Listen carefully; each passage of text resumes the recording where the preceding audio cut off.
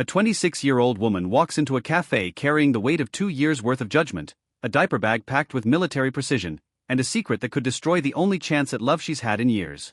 Across the room, a widowed father of one sits waiting, his coffee growing cold, his heart braced for disappointment. What happens in the next 60 seconds will either confirm every cruel assumption she's learned to expect, or it will shatter everything she thought she knew about being seen. Before we continue, please tell us where in the world are you tuning in from? We love seeing how far our stories travel. The door of the wandering mug opened with a soft chime that felt deafening in Namra Collins' ears. Her heart hammered against her ribs as she scanned the small cafe, her grip tightening on Kira's warm body pressed against her hip. There, by the window, a man with dark hair and tired eyes that reminded her of her own reflection. He was already looking at her, his expression shifting from polite anticipation to visible confusion as his gaze dropped to the toddler on her hip. Here we go, Namra thought, forcing her feet to move forward. Let the judgment begin. She had dressed carefully that morning, a red dress that she'd ironed twice, her blonde hair pulled back in what she hoped looked intentional rather than hastily assembled. Kira had fought her through diaper changes and shoe negotiations, and now clung to her mother's neck with the possessive grip of a koala. Abram Gray stood as she approached, nearly knocking his knee against the table, his coffee sloshed dangerously close to the rim of his cup. Abram, Namra's voice came out steadier than she felt. Sienna. He caught himself. Wait, no. Namira. Sorry. Yes. Hi. Hello. The man was nervous. That was unexpected. Kira lifted her head from Namra's shoulder, fixing Abram with a kind of frank, unblinking stare that only toddlers and particularly judgmental house cats could achieve. One chubby finger found its way into her mouth as she studied him with the intensity of a scientist examining a particularly interesting specimen. Namra took a breath. This was the moment where he would make an excuse about forgetting something in his car, or suddenly remember an urgent work emergency, or simply stand up and walk away like the man 3 months ago who had looked at Kira and said, "I'm not looking to raise someone else's mistake." The memory of that night, crying in her car for an hour, Kira sleeping peacefully in her car seat, blissfully unaware that she'd just been called a mistake, strengthened Namra's resolve. "This is Kira," she said, the words coming out in a rush. My daughter. I know I probably should have mentioned her before, but I wanted you to see the full picture before you decided if you wanted to run. Most people do run. I mean, and I completely understand if you want to. I'm tired of pretending to be something I'm not. A package deal. This is the package. If that's not what you're looking for, I won't be offended. She paused, slightly breathless. Well, I might be a little offended, but I'll get over it. The silence that followed felt like standing on the edge of a cliff. Namra watched Abram's face, trying to read the micro-expressions that flickered across it. Surprise, confusion, something that might have been recognition. "Would you like to sit down?" he asked finally, gesturing to the chair across from him. Namira blinked. What? "Sit down, unless you'd prefer to stand. But the chairs here are actually pretty comfortable, or so I've heard. I've only been sitting in mine for about 15 minutes, but so far, no complaints." A small, uncertain smile tugged at Namira's lips. You're not going to leave." "Why would I leave?" "Because I brought a toddler to a blind date. Most people consider that a deal-breaker." Abram shrugged, and there was something in his eyes, a weariness that matched her own. "I have a 5-year-old at home. If anything, this just means you understand that babysitters are expensive and unreliable." Namira sat down slowly, her legs suddenly unsteady. She adjusted Kira on her lap, and the little girl immediately began a tactile investigation of the table's surface, her small hands patting the wood with scientific curiosity. You have a daughter. Namira manage it. Mali. She's home with my mom right now, probably convincing her that ice cream counts as a vegetable because it has vanilla beans in it. For the first time since walking through that door, Namra laughed, a real laugh, startled out of her like a bird startled from a tree. "Mama," Kira announced, tugging at Namra's sleeve with the imperious authority of a tiny dictator. Hungry. "I know, baby. Give me just. What does she like?" Abram interrupted, already flagging down a server, a teenage girl with blue-streaked hair and an eyebrow piercing. "They have these little fruit cups here and some kind of cheese crackers that Marley always demands when we come." Namra stared at him as if he had just offered to solve world hunger. Her mouth opened, then closed. She likes cheese and bananas." Perfect. Abram smiled at the server, and Namra noticed the way it transformed his face, softening the tired lines around his eyes. "Could we get a fruit cup, some cheese crackers and," he glanced at Namra, "what would you like?" A latte, please. When the server left, silence settled between them, not uncomfortable exactly, but weighted with the strangeness of the situation. Namra watched Abram watching Kira, who had discovered a fascinating spot on the table and was now tapping it rhythmically with one finger. Tap, tap, tap. Kira narrated her actions with the seriousness of a documentary filmmaker. That's a very good tap, Abram told her solemnly. Kira beamed at him, revealing 4 tiny teeth. When the food arrived, Kira's eyes widened with the kind of pure joy that only small children experiencing the appearance of snacks could achieve. She reached for the fruit cup with both hands, her coordination still imperfect at 2 years old. Pieces of banana and strawberry threatened to become casualties of her enthusiasm. Here, let me, Namira started. But Abram was already moving. May I? He asked. And the question was so gentle, so respectful that Namra could only nod. She watched frozen as Abram Gray, a man she had known for approximately 12 minutes, reached across the table and gently lifted Kira from her lap. He settled the toddler against his chest with the practiced ease of someone who had done this thousands of times, one arm supporting her back while his free hand held the fruit cup steady. Kira didn't protest. She simply settled against him as if she'd known him forever, her small body relaxing into his hold. Nana, Kira said approvingly around a mouthful of banana that Abram had just guided to her eager mouth. Good Nana. Abram asked her seriously, as if her opinion on the banana quality was of utmost importance. Good Nana. More. What is the magic word? Kira considered this with the gravity of a philosopher contemplating the meaning of existence, her face scrunched up in concentration. Peas. Close enough. Namra had gone completely still across the table, her latte arriving and sitting untouched as she watched the scene unfold. Something was happening in her chest, a cracking sensation like ice breaking up after a long winter. When Abram looked up and caught her staring, he must have seen something in her face because his expression shifted to concern. Is this okay? I didn't mean to just. No one is ever, Namira's voice broke. She pressed her fingers to her eyes, trying to stop the tears that were threatening to fall. I'm sorry. It's just, no one's ever done that before. Done what? Treated her like, she gestured helplessly at the scene before her. This stranger feeding her daughter fruit with the patience of a saint, as if it were the most natural thing in the world. Like she's just a person. Not a problem to be solved or a red flag to run from. Just a person who likes bananas. More Nana, Kira demanded, oblivious to the emotional moment happening around her. See, Abram said softly, offering Kira another piece of fruit. She knows what she wants. That's admirable. Honestly, half the adults I know don't have that kind of clarity. Namra laughed again, the sound wet with tears she was still trying to suppress. She finally picked up her latte, wrapping both hands around it as if it could anchor her to this moment. This impossible, unexpected moment where someone was being kind to her daughter without expecting anything in return. You're very strange, Abram Gray, she said. I've been told, usually less kindly. Namra had spent 2 years building walls around herself and Kira, expecting rejection so she could brace for it. But here was a man who had just accepted them, both of them, without hesitation. It was terrifying. They talked, and the conversation flowed with an ease that surprised them both. Abram told her about Marley, how she had her mother's brown curls and a stubborn streak that could move mountains. She asked me the other day why the moon follows our car, he said, a smile playing at his lips. And when I tried to explain about the moon staying in one place while we move, she said, Daddy, that's silly. The moon clearly likes our car. Namira laukhet. How do you argue with that logic? You don't. I've learned that 5-year-olds are basically tiny lawyers. They'll find loopholes in everything.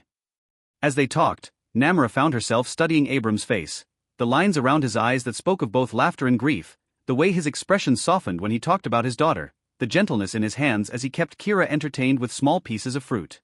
Can I ask? Namra hesitated, then pushed forward. Marley's mother. Abram's expression shifted, and Namra immediately regretted asking. But he didn't shut down. Instead, he looked out the window at the mountains visible in the distance, his hands still absently rubbing Kira's back. Samara, he said quietly. She died 3 years ago. Heart condition no one knew about. She was laughing at something Marley said. Marley was trying to say spaghetti, and it kept coming out as passetti, and then she just collapsed. By the time the ambulance got there, she was gone. Abram, I'm so. You don't have to say sorry, he interrupted gently. Everyone says sorry and I appreciate it, but mostly I miss her every day, and I'm terrified I'm going to mess up Marley because I'm doing this alone. The honesty in his words struck Namra like a physical blow. She understood that fear, the bone-deep terror of failing the small person who depended on you completely. "I'm sure you're doing great," she said, meaning it. "Some days I'm not sure about anything."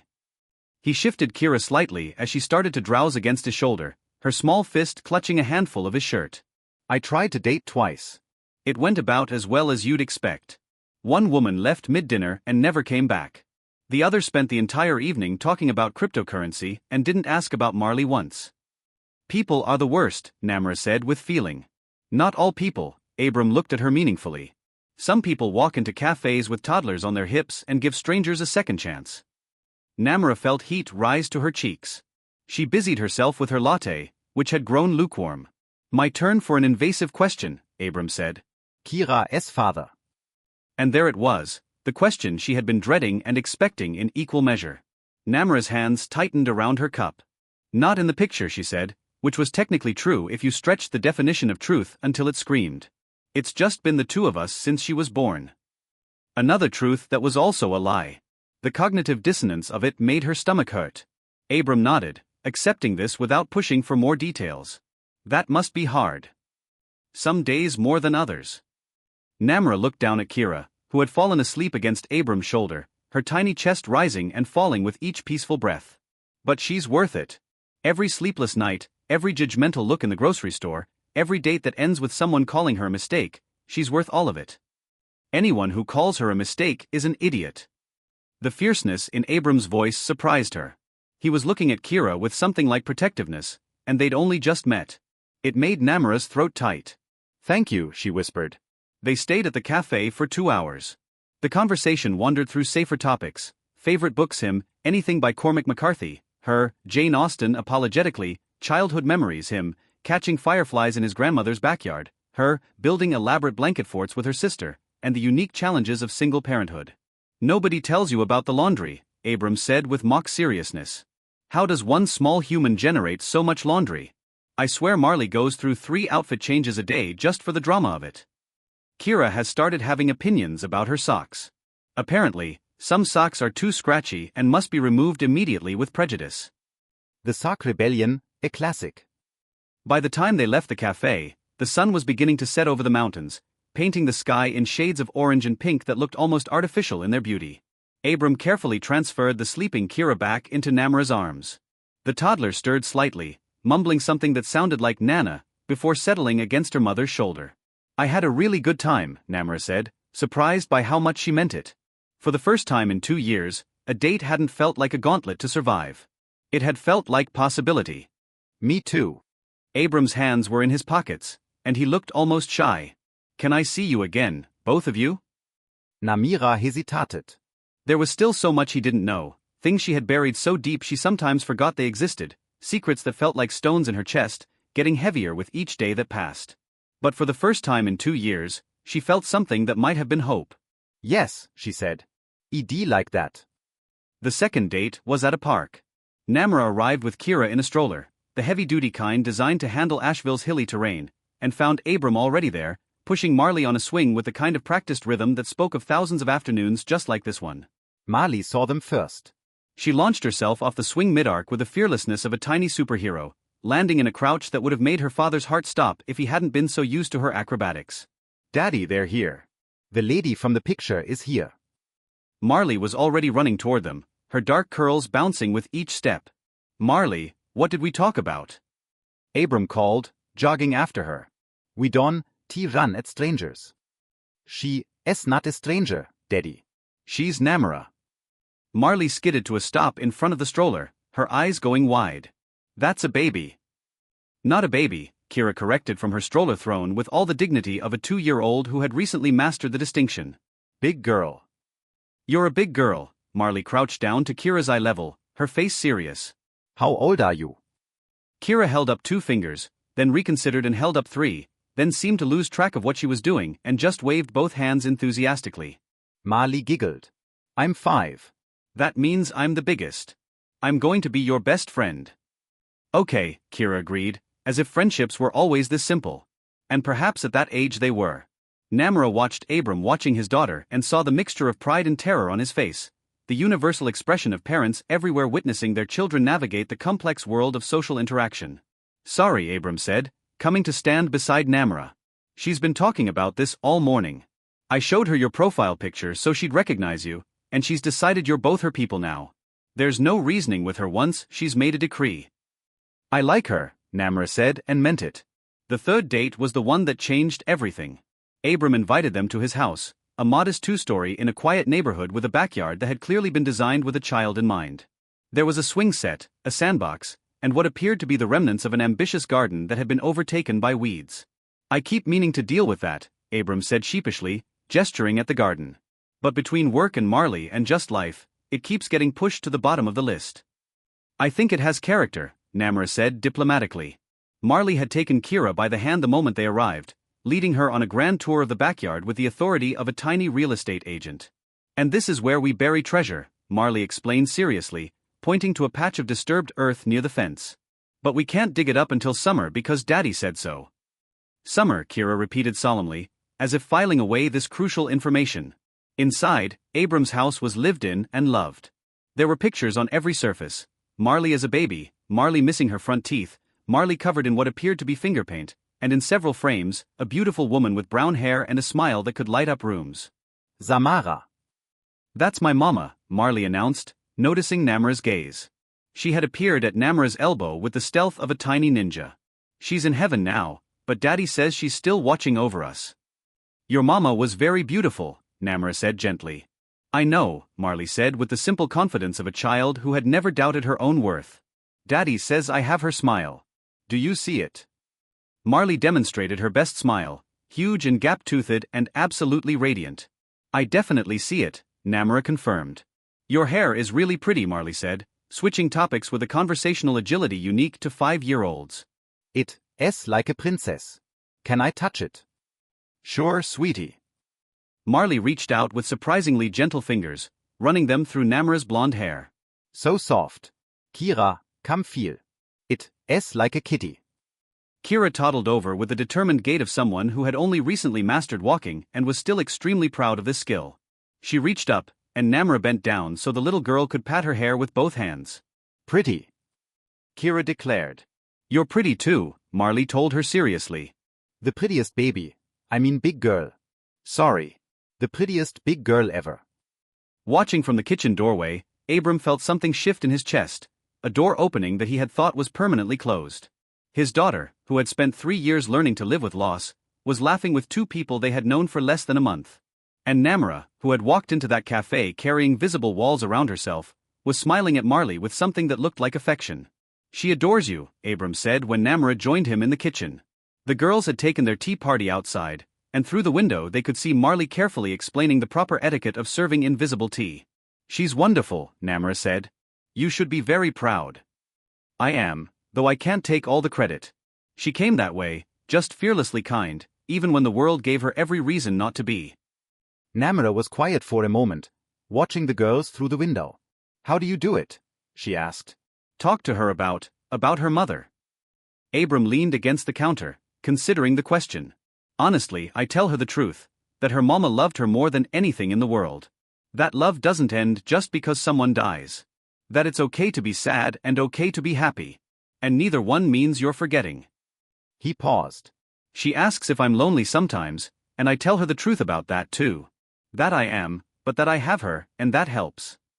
You're a good father, Namra said quietly. I'm trying to be. That's all any of us can do, right? Try our best and hope it's enough. The words settled between them, heavy with meaning neither of them was quite ready to examine too closely. The weeks turned into months, and what had started as careful, tentative dates evolved into something that felt like family. Namra found herself at Abram's house 3 or 4 times a week. Sometimes they'd cook dinner together while the girls played, while Marley orchestrated elaborate games and Kira enthusiastically destroyed whatever Marley had just built.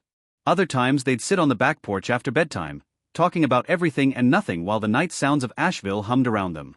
Marley asked me today if you were going to be her new mama, Abram said one evening, his voice careful. Namira's heart stuttered. What did you tell her? I told her that I cared about you very much and that these things take time, that we're figuring it out as we go. He turned to look at her, and in the dim porch light, his eyes were serious. But between you and me, I'm falling in love with you, Namara Collins. Both of you. And that terrifies me, because I've lost people I loved before, and I don't know if I'm brave enough to risk that kind of pain again. Abram, you don't have to. I just needed you to know where I stand, where my heart is. But Namara did have something to say, words that had been building in her chest for weeks, pressing against her ribs like birds trying to escape. I'm falling in love with you, too, she whispered. And it terrifies me even more because there are things you don't know. Things about me and Kira that. A cry from inside interrupted her, Kira's distinctive wail followed by Marley's voice trying to soothe. It's okay, Kira. The monster under the bed isn't real. I checked.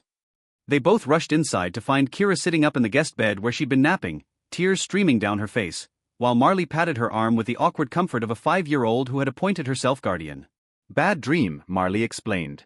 I have them sometimes, too, about the dark. Namara scooped Kira up, holding her close. You okay, baby? Mama's here. Kira hiccuped into her shoulder. Scared. I know, sweet girl, but you're safe. You're always safe with Mama. Marley climbed onto the bed, sitting cross-legged with the posture of someone preparing to deliver important information. When I have bad dreams, Daddy sings me the moon song. Do you want to hear it, Kira? Kira nodded, still sniffling. And so Marley sang in a high, slightly off-key voice that was nonetheless beautiful. You are my sunshine, my only sunshine. You make me happy. Abram joined in, his deeper voice harmonizing with his daughter's. By the second verse, even Kira was humming along, her tears drying on her cheeks. Watching them, this man and his daughter including her child in their ritual, making space for her in their grief, in their healing, Namara felt her walls finally, completely crumble. She was in love, deeply terrifyingly in love, and she had no idea how to tell Abram the truth. The girls' bond deepened with each passing day. Marley appointed herself as Kira's protector and teacher, a role she took with the utmost seriousness. Okay, Kira, repeat after me, may I please have a snack? Knack, Kira would respond enthusiastically. Close enough.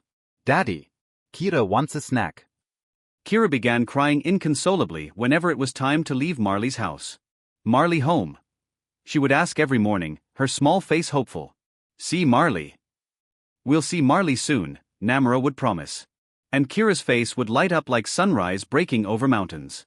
One afternoon, Namara arrived at Abram's house to find him kneeling in the hallway, carefully applying a band-aid to Marley's knee while the 5-year-old explained in dramatic detail how she had sustained her injury. And then I jumped from the swing, which you said I shouldn't do, but Daddy, I had to because I'm training to be a superhero, and I landed wrong. But I didn't cry. Well, maybe a little, but only because it surprised me. Very brave, Abram said solemnly, pressing a kiss to the band-aid. Is Kira here yet? Marley asked, craning her neck to look past her father. Oh, Kira, I have an injury. A very serious injury. Come see. Kira toddled over with her hands outstretched, her face creased with concern that was heartbreakingly genuine. Marley hurt. Just a little, but your mama is here, so everything is better now. The casual way Marley said your mama, as if Namara belonged to both children now, made something squeeze tight in Namara's chest. Later that evening, after the girls had been bathed and dressed in matching pajamas, Marley's idea, they insisted on sleeping in the same room. Abram set up a sleeping bag on the floor of Marley's room, and within minutes both children had abandoned their separate sleeping arrangements to curl up together like puppies. Marley's my sister, Kira announced, wrapping her small arms around the older girl. You're my sister too, Marley agreed. My baby sister. Big girl, Kira corrected, but without much conviction. She was already drifting off to sleep. Abram and Namara stood in the doorway watching them. They're perfect together, Abram murmured. They are, Namara agreed and felt the weight of her secret grow heavier. Every compliment Abram paid her about her mothering, every time he mentioned how much Kira had her eyes, except Kira didn't have her eyes at all, every time he talked about their future as if it were already certain, she had to tell him. The fear was paralyzing. What if he looked at her differently? What if he thought she had deceived him? What if this beautiful thing they were building crumbled under the weight of the truth? But she loved him. She loved all of them, Abram with his gentle hands and patient heart, Marley with her fierce protection and generous spirit, and Kira, who she had loved from the moment she drew her first breath. And love, Namara had learned from her sister, required honesty, even when honesty was terrifying, especially then. October arrived with a chill that crept into the mountains like a living thing. The leaves turned spectacular shades of red and gold, and Marley insisted on collecting the prettiest ones to press in books. Kira, not understanding the assignment but eager to help, simply grabbed handfuls of leaves and threw them in the air, laughing as they rained down around her. It's snowing leaves, she would announce. Marley, look. Snowing. That's not how snow works, Marley would explain patiently. But it's very beautiful anyway. They were becoming a unit, a family in all but name. And with each passing day, Namra felt the weight of her deception growing heavier. One evening, as she was putting Kira to bed in her own small apartment, the toddler looked up at her with those enormous eyes, her Aunt Claudia's eyes, and said, "Love Marley." Love Daddy Abram. Namira es bref caught. Daddy Abram, Kira confirmed as if it were obvious. My Daddy Abram.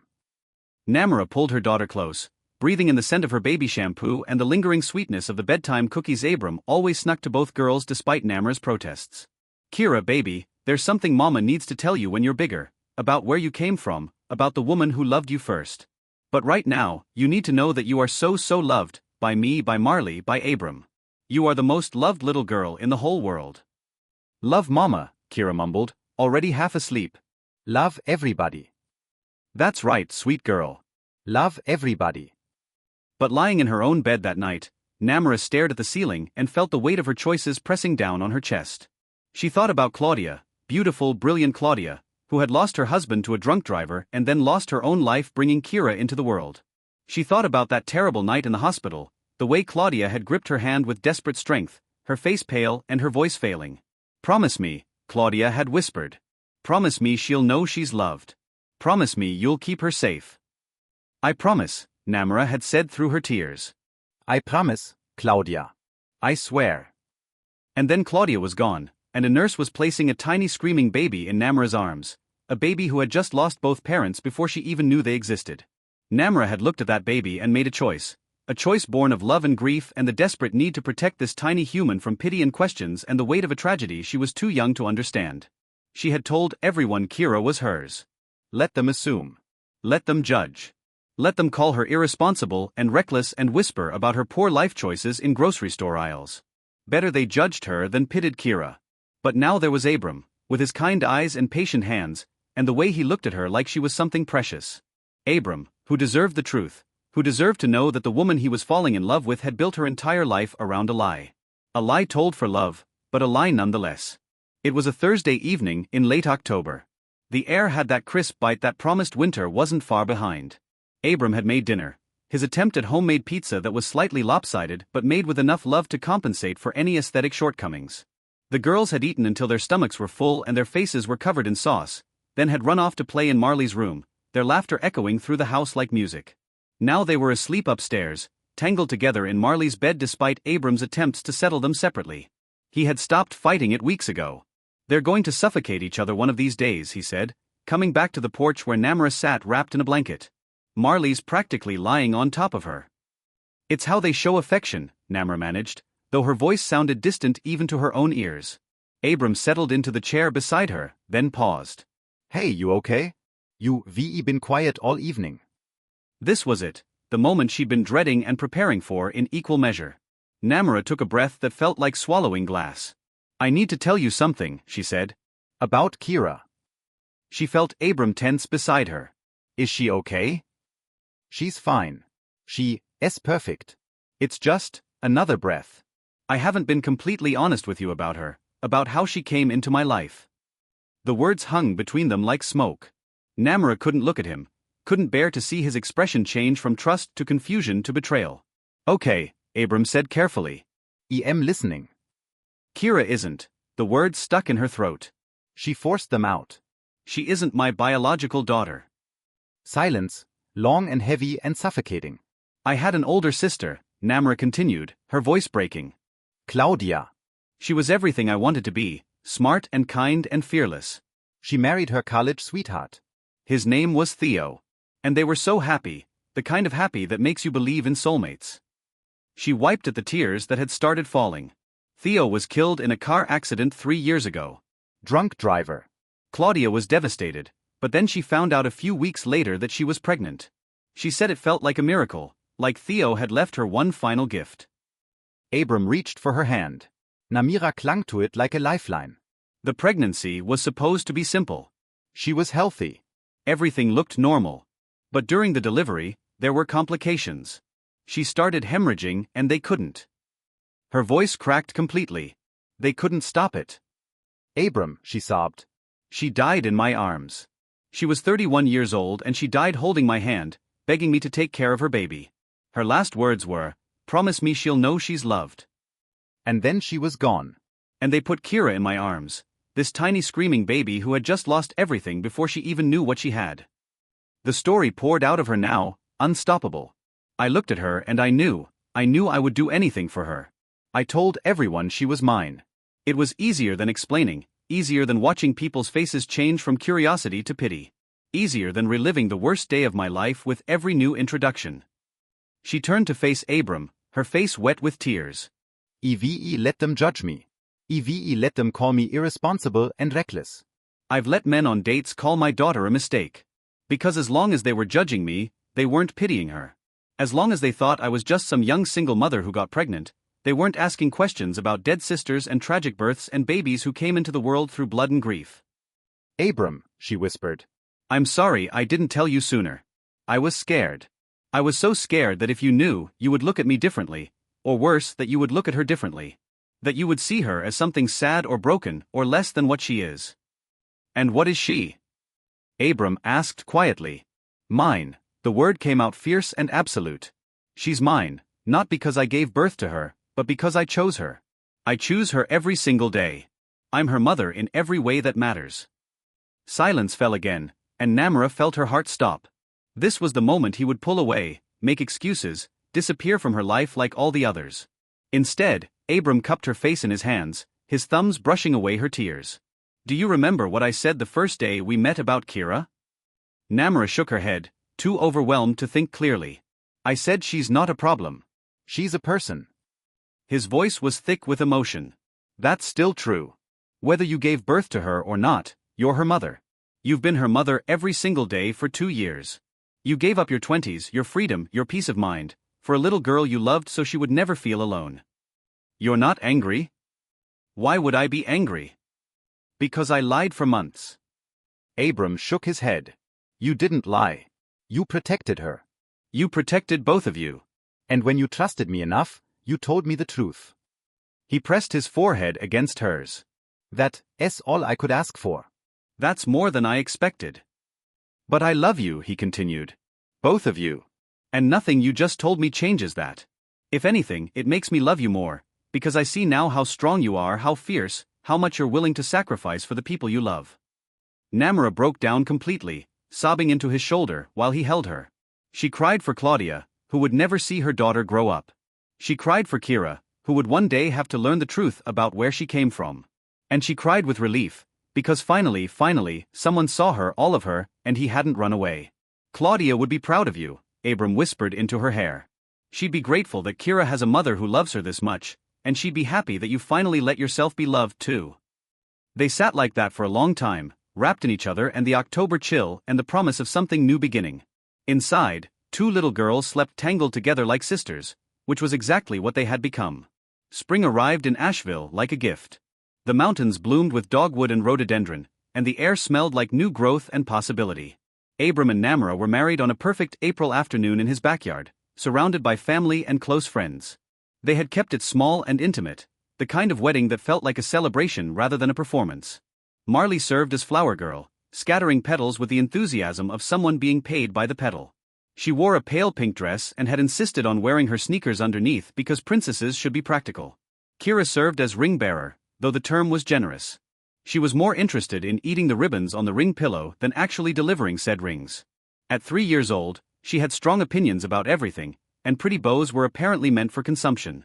Kira, no, Namra had whispered during the ceremony, gently removing a ribbon from her daughter's mouth. We don't eat the decorations. Why not? Kira asked, genuinely confused. The guests had laughed. Namra had cried happy tears. When it was time for vows, Abram looked at Namra with the kind of love that made everyone present feel like they were intruding on something sacred. I promise to love you, he said, his voice steady despite the emotion in his eyes. And I promise to love our daughters, all of them, exactly as they are for every day of my life. I promise to be patient when the mornings are chaos and the nights are long. I promise to see you, really see you, even when you're trying to hide. And I promise that our family, this beautiful, unexpected, perfectly imperfect family, will always be my first priority. Marley whispered loudly to Kira, that means he loves you forever and ever. Forever, Kira repeated solemnly, as if filing away this important information. Namra's vows were shorter, her voice breaking on every other word. You saw me, she managed, looking at Abram through tears. On the hardest day, in the scariest moment, you saw me and you stayed. You didn't run from my chaos or my secrets or my complicated, messy life. You just stayed. She took a shaky breath. I promised to spend the rest of my life being worthy of that. I promised to love your daughter like my own, because she already feels like my own. And I promised to keep choosing us every single day, even when it's hard.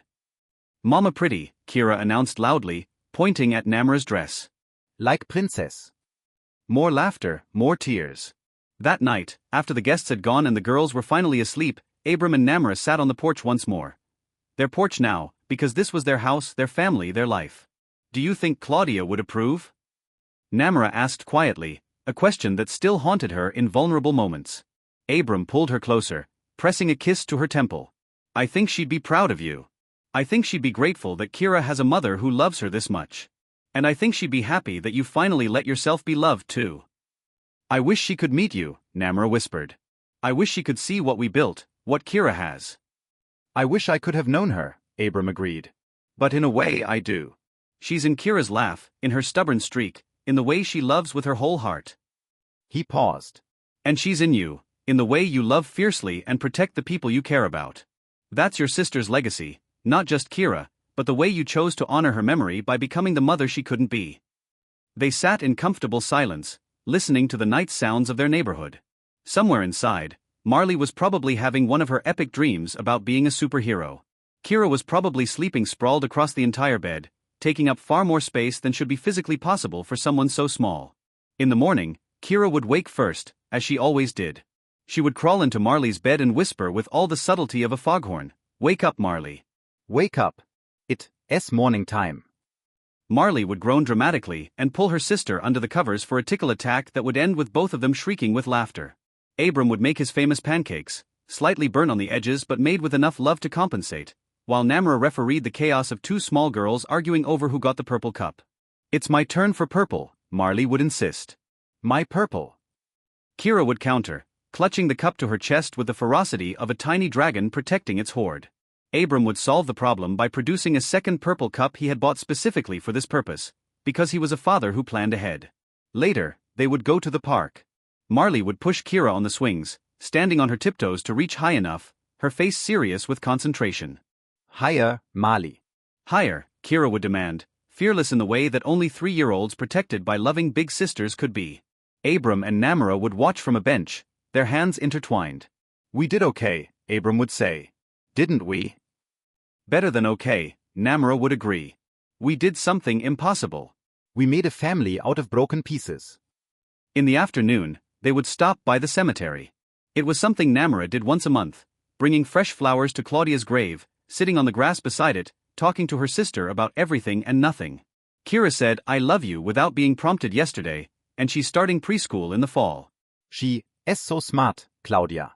So funny and kind and stubborn, just like you. A pause. I'm married now, to an incredible man who loves her like his own. Marley is her sister in every way that matters. I kept my promise. She knows she is loved. Sometimes Marley would come with them, placing her own flowers beside Namra's. Hi, Aunt Claudia, she would say to the stone. I'm taking very good care of Kira. She's my favorite person ever, except maybe Daddy and Namra, but she's in the top 3 for sure. And once, just once, Kira had asked, Mama, who's this?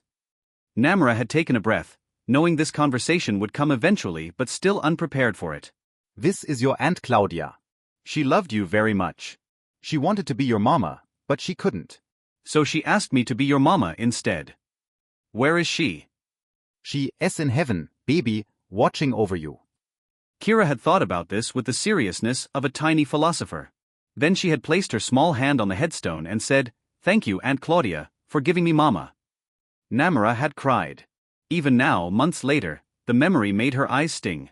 But for now, on their wedding night, she simply sat with her husband on their porch and breathed. She had kept her promise to Claudia. She had given Kira a family, Not the one they had planned, but the one they needed. She had let herself be loved, even when it was terrifying. And somewhere, Namra hoped, Claudia was smiling. If this story moved you, please like, share, and subscribe. Leave a comment about the families we choose and the love that transcends biology. Have you ever witnessed a love that defied expectations? Share your story. It might be exactly what someone else needs to hear today.